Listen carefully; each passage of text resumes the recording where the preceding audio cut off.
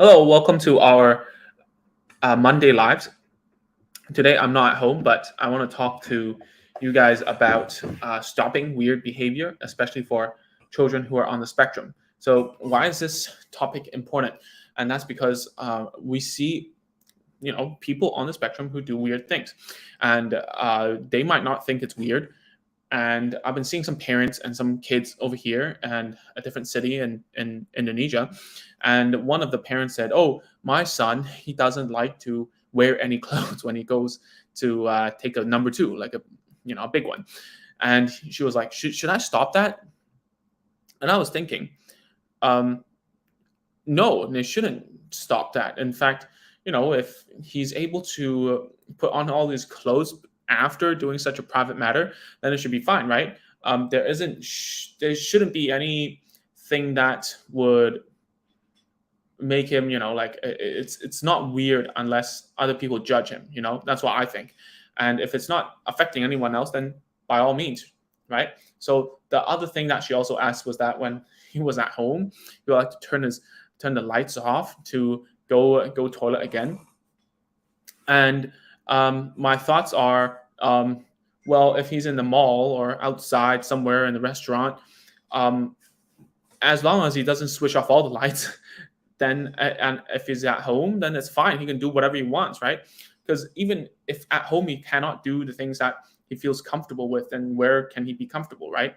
So this is also something that I think a lot of parents will feel, um, especially the moms, will feel like a little bit strange. Then they already don't want the child to feel that way, to do that. I'm sorry, to do certain things, right? Another one is that one of the children wants to go upstairs because upstairs hasn't been lived in. There's nothing upstairs in the house, and the mother was scared, and there were some paranormal, whatever that word is, that something strange is going on in the house, and she's a little bit scared about allowing the child to go up. Well, obviously, I said, yeah, it's not the best idea, but at the same time, given that she's been going and you already blocked it, what's the matter of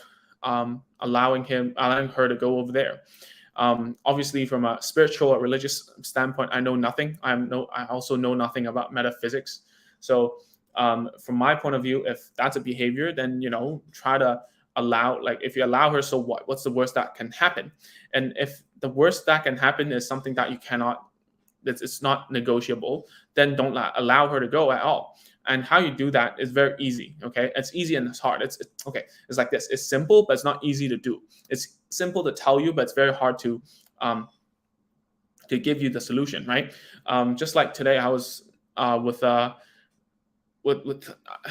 would say a colleague now, is that she didn't like a certain brand um, of a toilet, and she didn't go use it, and then she had to hold her pee, right? So that's something that uh, this is weird stuff, but at the same time, it's fine, um, for everyday life and the people around the ASD people. So at the end of the day, how do you stop these kind of weird things? Is number one, think about, do I really need to stop this behavior?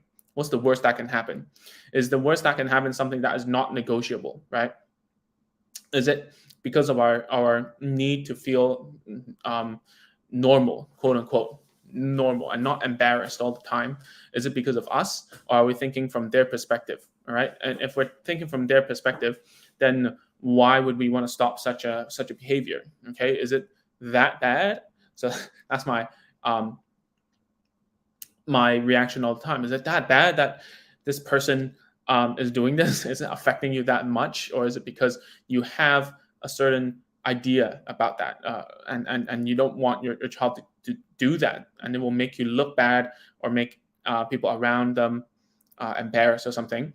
And the second thing, okay, let's say the behavior is non-negotiable. It's bad. It's very detrimental, and that there are a few that are weird, and you cannot say yes to. For example, tiptoeing, walking.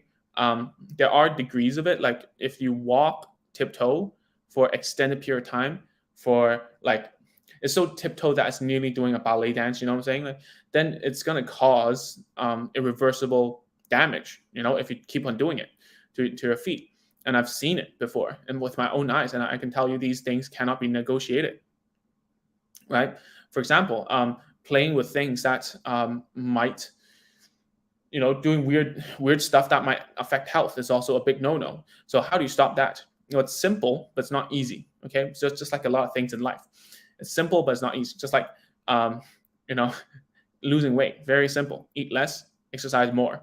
Simple, but is it easy to do? No. So how do you do it? So whenever you see the absence of this weird activity, you have to reward and also label. And this comes in a few different ways, right?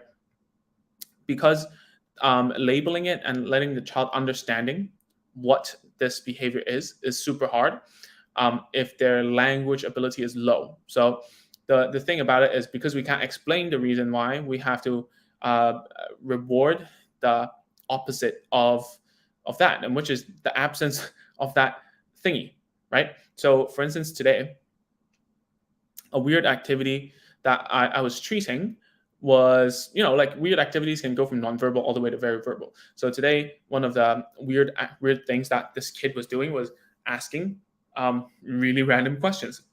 And it was disrupt everyone's conversation. It's like suddenly I'm talking about McDonald's, and the next question he would ask, what is that? Can I take your phone? Can I touch your phone? What is your phone made of? This kind of weird questions. And it's weird because he's so verbal and he needs to go to school that I need to teach him to don't ask these questions, or else it's going to impact his social life, right? And to make it easier for him to conduct himself in the world. So what we did was we set the rules. No doing this, not doing that, not doing Y. So the specifics for my case just now were, you will have to like keep your hands to yourself, no touching other people's stuff, right? Don't ask silly questions. And what are silly questions? Things that don't relate to the topic, right? And they have like 5 chances to do so. So the thing about the chances thing is something I learned when I was in ABA long ago. And I think it's one of the best things I ever learned, to be honest. Like, you don't get this anywhere else if you're a speech therapist, right? So how it works is you get chances and you set a time limit. By the time that the child is finished, they get rewarded depending on how many chances they have left. So that's something that you have to remember. All right. So let me see what's going on in the chat. So good evening from Clarissa. Good evening to you too. Marilyn says thank you. No need to thank me. And then there's Les Grossman from Tropical Thunder. Yes, we're live.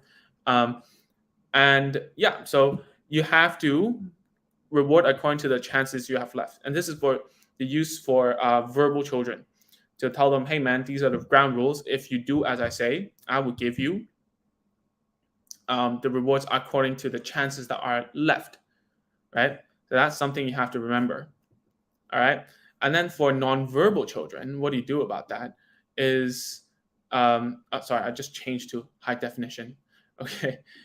So for nonverbal children, how you do it is you try to trigger the child to perform the act, right? But before you do so, you stop them. And if they do stop, you reward them. Okay, let me give an example. So if your child really likes to, let's use the example of, I don't want to use like not an extreme example, because if it's not an extreme example, then it wouldn't warrant therapy. You know what I'm saying? Like, you're not going to want to stop some type of stimming.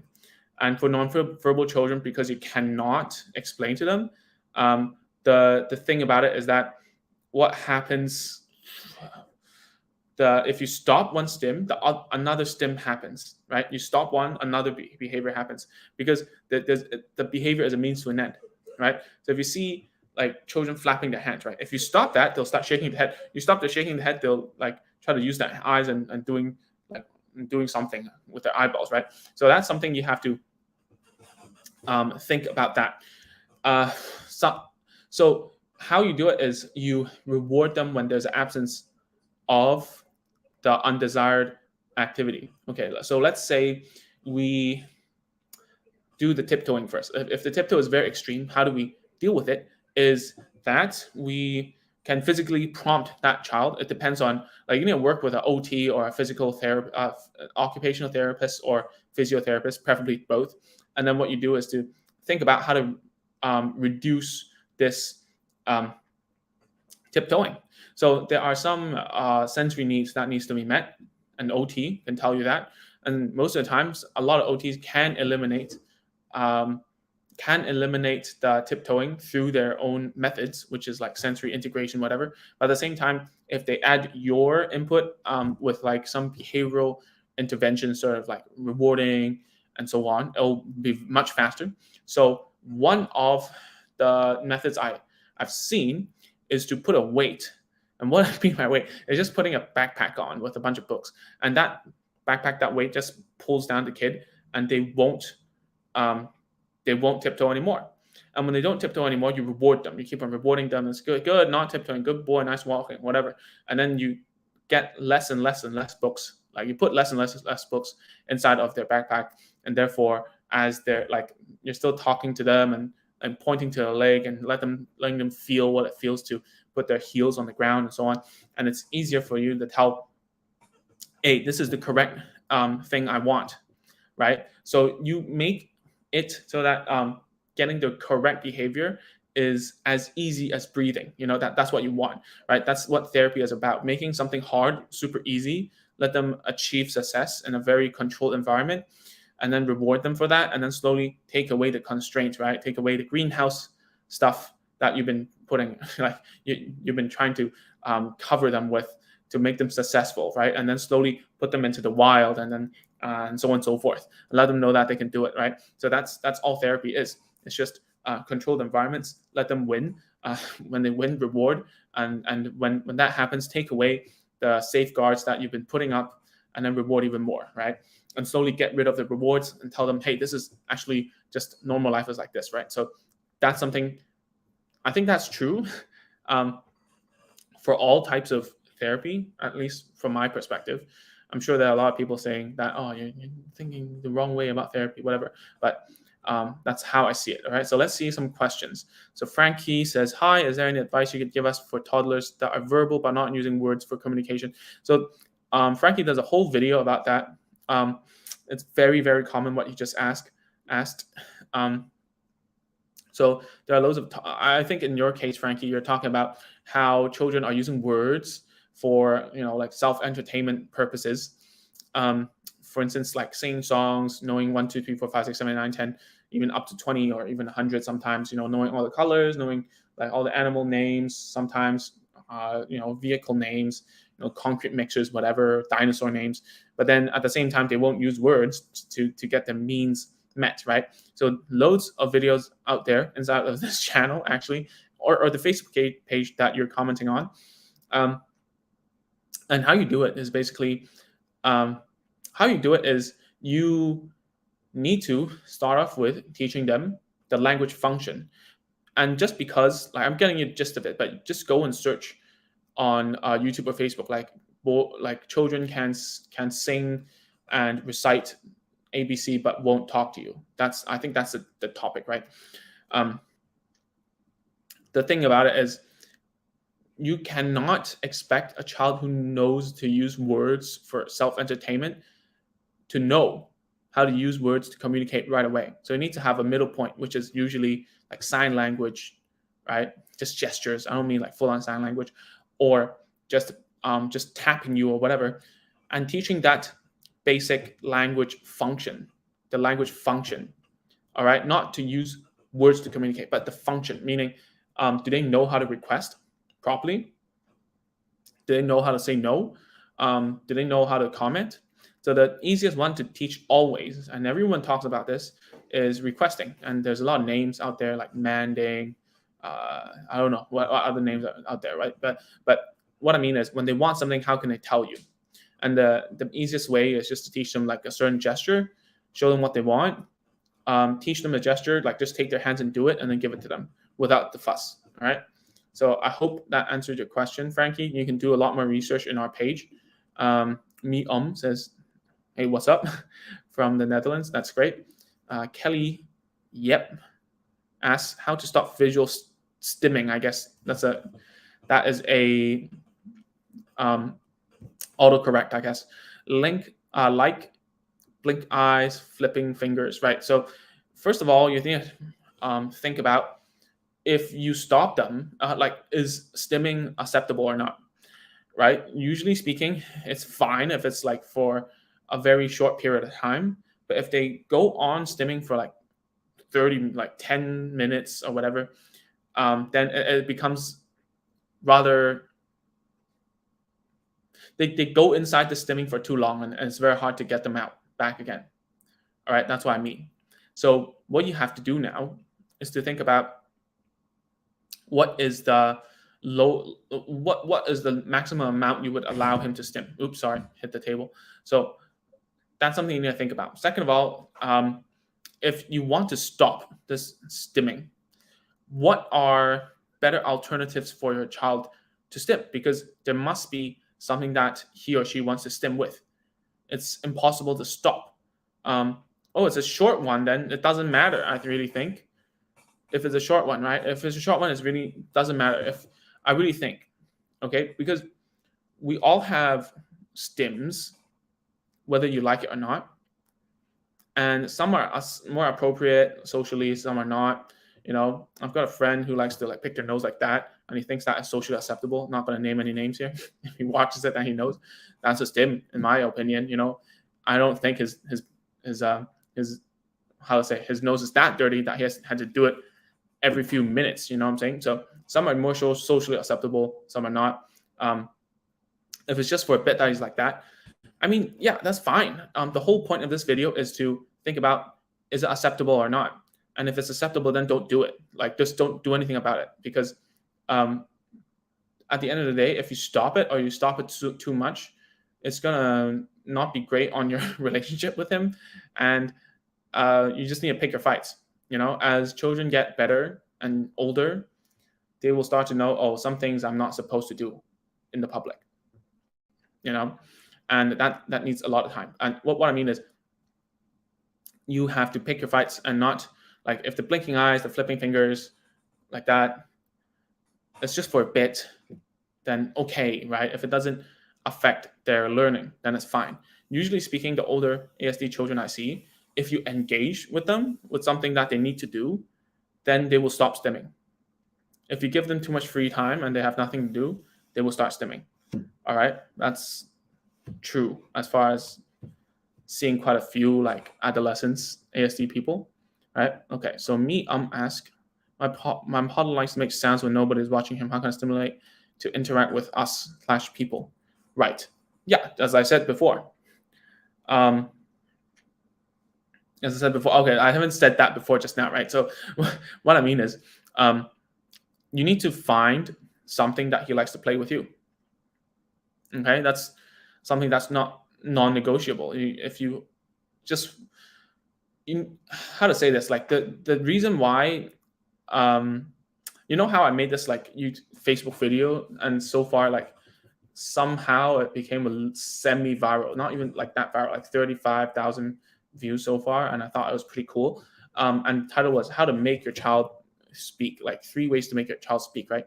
Very juicy title, very clickbaity. And then one of the comments, the parents say, "Oh, you can't make people speak. You're ugly. You just in for the clicks, whatever." Well, while she's not totally like wrong, but at the same time, I'm saying it because a lot of parents are thinking like that. I'm saying, "Oh, how do I make my child speak?" That's like one of the things that a lot of parents want to know. Yeah. So here you say, how can I stimulate to interact with us? It's not about how you stimulate. It's not about stimulation, right? We do say language stimulation, whatever, but it's more about like language facilitation. How do I facilitate my kid to want to come to us, right? I mean, at the end of the day, that's what you're trying to say, right? But the wording makes me think that you need to go there and make them talk to you, right? So that's not really the correct mindset towards this. So what I mean is, what do you bring to the table with your kid? How do you add value to the child's life, right? That's therapy 101. How do you go in and make it fun for the kid and make them want to continue to play with you, and don't care about the sounds, don't care about interaction right now? Because if you're fun as a person and you can create routines that that the child would enjoy, interaction is just going to come naturally. Like so many kids just can smell that you want them to do something and then they just don't want to talk to you anymore. It's like you're going into a mall and you see that sales coming up to you with the pamphlet and you're like, ooh, and you're trying to get away from him, right? So it's kind of the same with children. Like it's just nonverbal communication that, like you got to be someone who brings value and bring fun on the table. And that's what you need to do, right? Create a bunch of play routines that even if he or she isn't watching, you're still having fun, right? He's still having fun. And then he'll start to like, oh, what? You're having fun? I want to try. And use the things that he likes already. Maybe it's bubbles, maybe it's snacks. Doesn't need to be like fun. It could be just rewarding, right? It could be like a car slide that we always talk about. It could be anything. It could be like a ball. It could be water guns. It could be water spray. It could be balloons. It could be anything. All right. Okay. On to Ira says, or Ira. My 2-year-old boy is still nonverbal, not focusing. What should I do to this stage? Oh, and then he adds, but he can hum the ABC song. So I want you to rewind this live for like 10 minutes and then look at what I said to Frankie. All right, cool. So Sonia says, true, rewarding is a great idea. Yes, it's a super good idea. Go try it out. It's simple, but it's hard to do. That's why even if like in Agents of Speech, the online platform that I'm working on, it's like even if we give you all the information about how to do things, it's simple. But then when you try it, say, hey, it doesn't work. What the hell?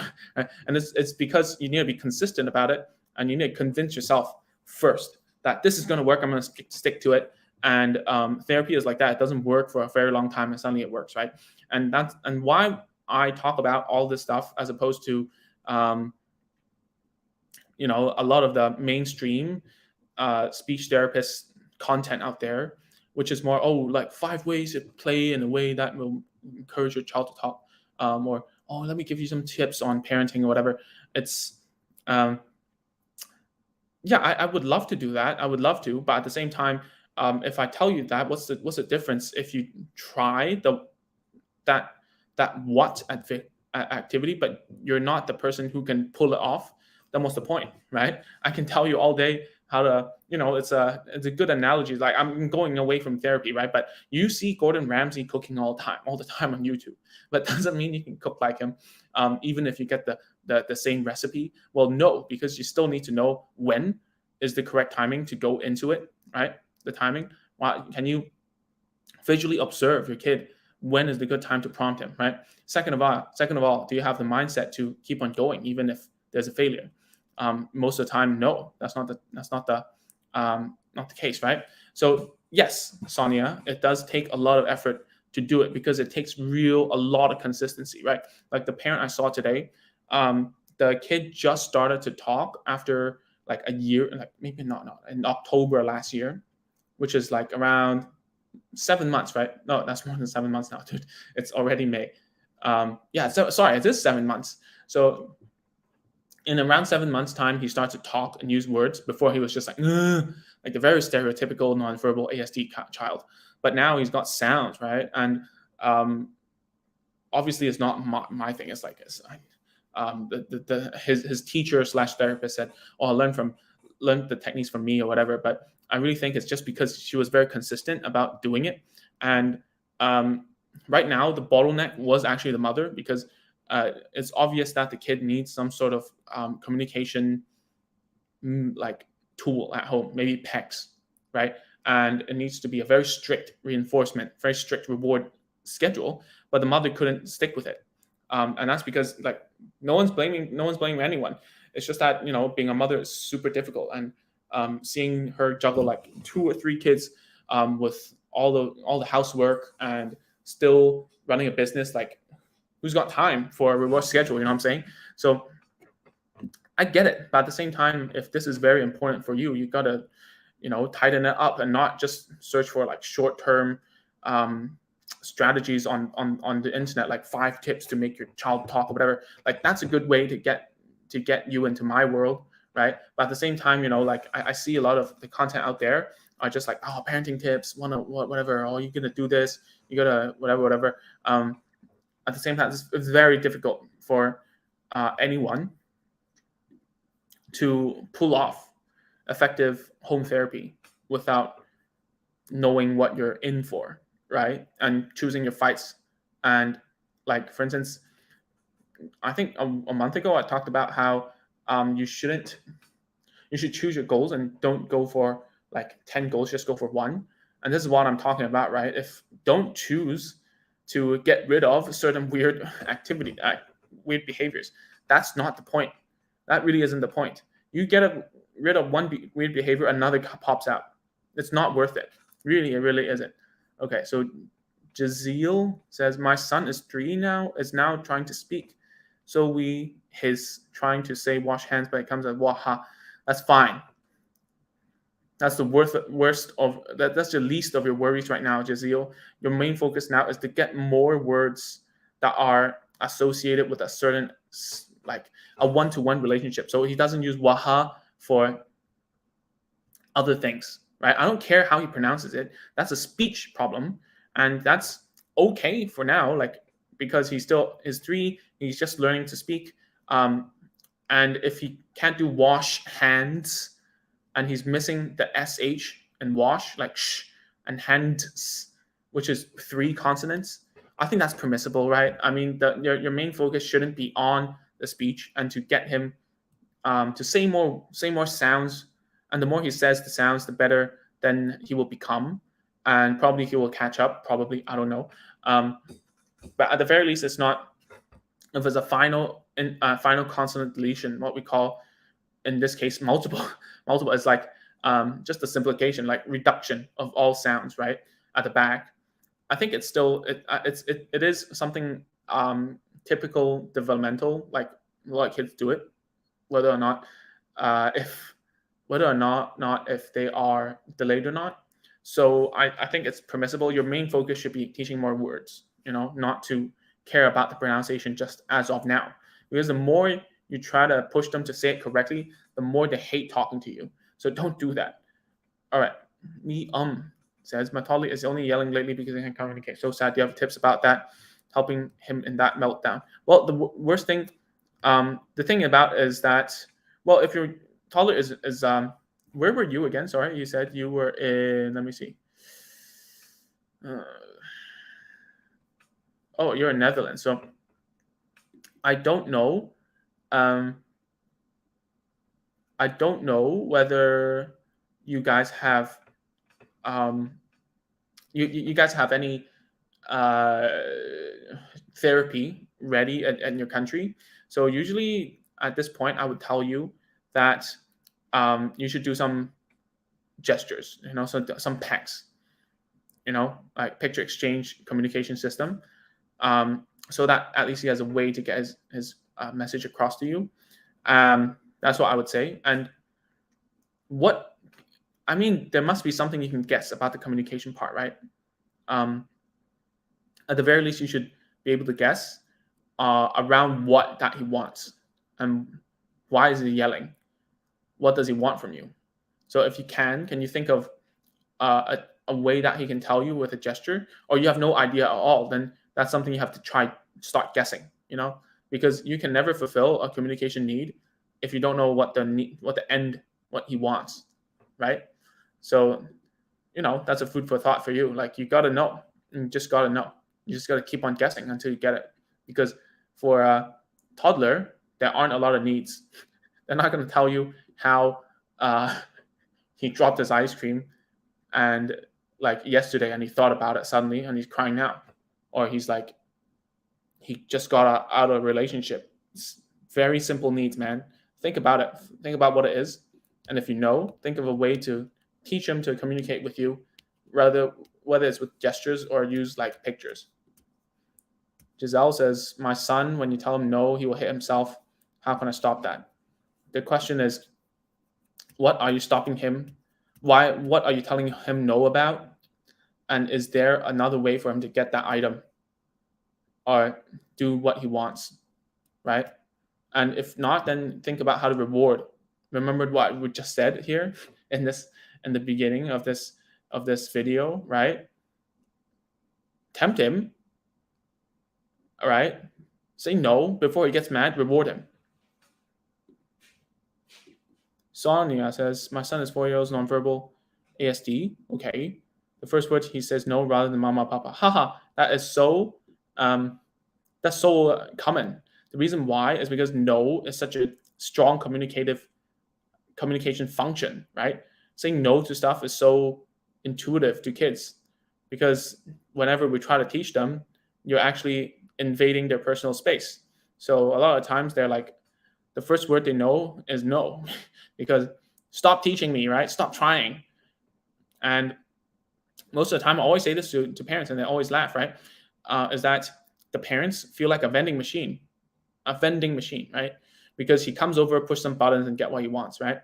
And then when the vending machine comes over and tries to tell him to do something, they say no and just push them away, and you're just there until they need you again, and then you just come over and get what they want. So it's something like that, like you gotta. So therefore, what I said just now about like adding value to his child's life, thinking about how to make things fun for him is especially very true for ASD children. So that they're like, oh man, I want to play with you. You're a funny guy, It doesn't need to be like crazy, but it can even be, you can just bribe him, right? Just any means to get them to start listening to you. I'm all for it.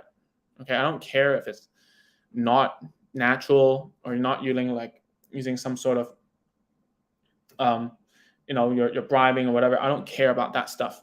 The most important thing is that you get a win, and you get a win quick. If not, you will just think that it's not going to work, right?